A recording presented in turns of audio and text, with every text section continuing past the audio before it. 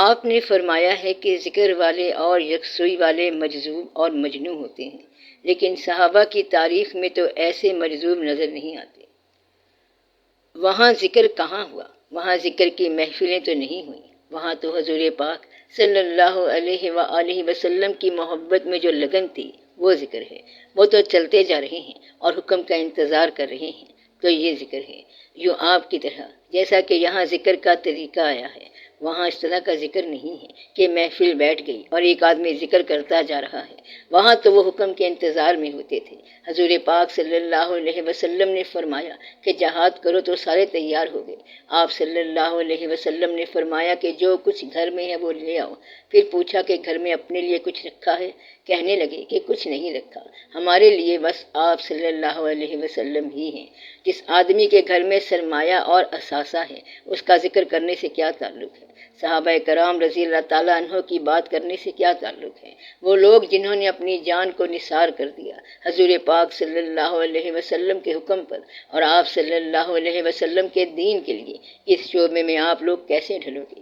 یہ ماڈرن ذہن کہتا ہے، جب کبھی وہ اپنے دور سے اکتا جاتا ہے تو صحابہ کرام کے بارے میں پوچھتا ہے کہ کیا انہوں نے اپنی زندگی میں کبھی محفل ذکر لگائی؟ یہاں پر اعلان ہوتا ہے کہ آج محفل ذکر ہوگی، 9:30 بجے اور 10:30 بجے کھانا ہوگا اور پھر کھانا ہی کھانا ہوگا۔ کبھی آپ نے محفل ذکر دیکھی ہے؟ ایک آدمی باقی سب کو ذکر شروع کرا دیتا ہے اور باقی سارے کرتے رہتے ہیں، پھر مل کے ذکر کرنے سے کچھ لوگوں کو محویت بھی ہوتی ہے، کچھ کو تاثیر بھی مل جاتی ہے، باقی سارے ویسے کے ویسے آ جاتے ہیں۔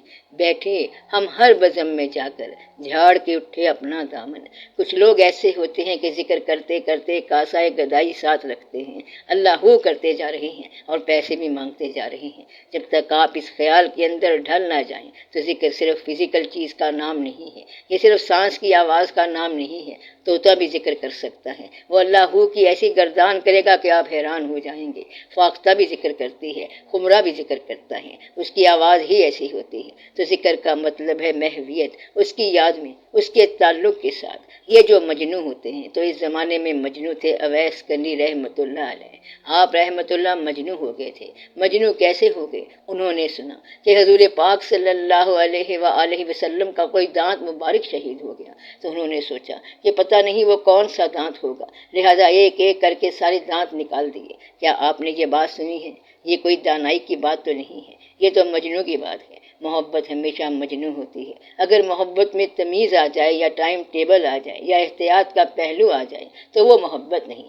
مثلاً اسے کہیں کہ آج شام کو تمہیں محبوب نے بلایا ہے، تو وہ کہتا ہے کہ شام کو اگر بارش نہ ہوئی تو میں ضرور آپ کی خدمت میں حاضر ہو جاؤں گا، تو یہ محبوب والی بات تو نہ ہوئی۔ اس لیے جب آپ صحابہ کرام کی زندگی کو پیش کرتے ہیں تو پھر ان جیسی زندگی گزارو۔ اگر اب جیسی زندگی گزار رہے ہیں تو اس میں دیکھیں کہ کتنا عمل کر سکتے ہیں۔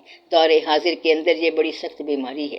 کیا بیماری ہے؟ کہ لوگ صحابہ کرام کی زندگی اپنے مطلب کی کویٹ کر لیتے ہیں اور موجودہ دور کے کچھ اور انداز کے تقاضے پورے کر لیتے ہیں۔ جب وہ تقاضے پورے کرتے ہیں تو کہتے ہیں کہ یہ دور ہی ایسا ہے، گزارا تو کرنا ہے۔ جہاں اپنے خلاف کوئی بات ہوتی ہے تو کہتے ہیں کہ صحابہ کرام نے تو اس طرح بالکل نہیں کیا۔ لہٰذا آپ لوگوں کو یہ سوچنا چاہیے کہ یا تو آپ کی زندگی صحابہ کرام کی زندگی کے عین مطابق ہو۔ اسی طرح سنت پہ چلنے والے بہت کم لوگ ہوں گے جنہوں نے جہیز کے بارے میں یہ کیا ہو کہ حضور پاک صلی اللہ علیہ وآلہ وسلم کے اپنی بیٹی کو عطا کیے ہوئے جہیز کے مطابق جہیز دیا ہو۔ کم لوگ ہوں گے نا، کوئی بھی نہیں ہے، کوئی بھی نہیں ہے۔ لو، یہ تو آپ نے اور ہی بات کر دی۔ اگر ایسا کوئی نہیں ہے تو پھر آپ صلی اللہ علیہ وسلم کی بات کیا کرتے ہو؟ وہ بادشاہ ہوں، کائنات کے سلطان ہوں اور پھر فاقہ بھی ہو۔ یہ بھی کوئی نہیں کرتا کہ بادشاہ وقت ہو اور فاقہ ہو، تو ایسا کوئی بھی نہیں کرتا۔ پھر آپ کیا کرتے ہو؟ پھر آپ چاہتے ہیں کہ اس طرح کی شب داری کریں اور وہ اعجاز بھی پیدا ہو جائے، مگر ویسے زندگی نہیں گزارتے۔ آپ لوگ شہید کا درجہ پانا چاہتے ہیں مرے بغیر۔ یہ آپ کے دور جدید کی خاص بات ہے کہ شہادت کا رتبہ بھی مل جائے اور ایسا ہو کہ کربلا سے باہر مل جائے۔ کوئی جہاز کے حادثے کے بعد شہید ہو جاتا ہے، کوئی پھانسی کے بعد شہید ہو جاتا ہے، کوئی کچھ اور ہو جاتا ہے۔ آپ کے پاس اپنی مرضی کے الاٹمنٹ ہے، جسے چاہے مرضی شہید بناتے جاؤ۔ شہید تو پھر شہید ہوتا ہے۔ کم از کم اسلام کے نام پر کوئی ایسی پرفارمنس ہو جس کو کرنے سے وہ جان سے جائے تو وہ شہید کہلائے گا۔ تو یہ اسلام کے نام پر ہے، خدا کے نام پر ہے، اللہ کے حبیب پاک صلی اللہ علیہ وآلہ وسلم کے نام پر ہے۔ اگر ایسا کوئی واقعہ کرتے کرتے انسان کی جان نکل جائے تو وہ شہید کہلائے گا۔ کم سے کم وہ شہادت ہے۔ جب خدا نہ خواستہ اچانک کوئی ایکسپلوشن، دھماکہ ہو جائے تو یہ کم سے کم شہادت ہے کہ کوئی حادثہ ہو جائے، زلزلہ آ جائے، چھت گر پڑے، ملک کے دفاع کے لیے اگر کوئی مرے اور وہ اسلام کے نام کا ملک ہو تو وہ بھی شہید کہلائے گا۔ جہاد ہے دین کے نام پر اور خلیفۃ المسلمین کے حکم پر لڑنا، اور اگر وہ کافروں کے خلاف ہو تو پھر وہ شہید ہوگا۔ اگر ایران اور عراق کی جنگ ہو رہی ہے تو دونوں شہید نہیں ہوں گے۔ شہید وہ ہوگا جب تک دوسرا کافر نہ ہو۔ تو ایک شہید کب ہوگا؟ جب دوسرا کافر ہو۔ اگر مسلمان کے خلاف ہو گیا تو وہ شہید نہیں ہے۔ تو یہ بات دین کے کسی فنکشن کو ادا کرنے میں ہو تو یہ واقعات ہیں شہادت کے بارے میں۔ اس لیے آپ جب کبھی دور جدید کے حساب سے بات کرتے ہیں تو غور کے ساتھ بات کریں۔ آپ شاید ایران عراق کے بارے میں دوبارہ پوچھنا چاہتے ہیں۔ ایران عراق کی یہ بات ہے کہ ایران کا عراق کے خلاف عمل اور عراق کا ایران کے خلاف جو عمل ہے، اگر دونوں اس میں واضح نہ ہوں تو پھر اس کے بعد شہادت کا مقام الگ ہو جاتا ہے۔ اگر دونوں اپنے اپنے امیر کی اطاعت کر رہے ہیں تو دونوں طرف شہادت نہیں ہوگی۔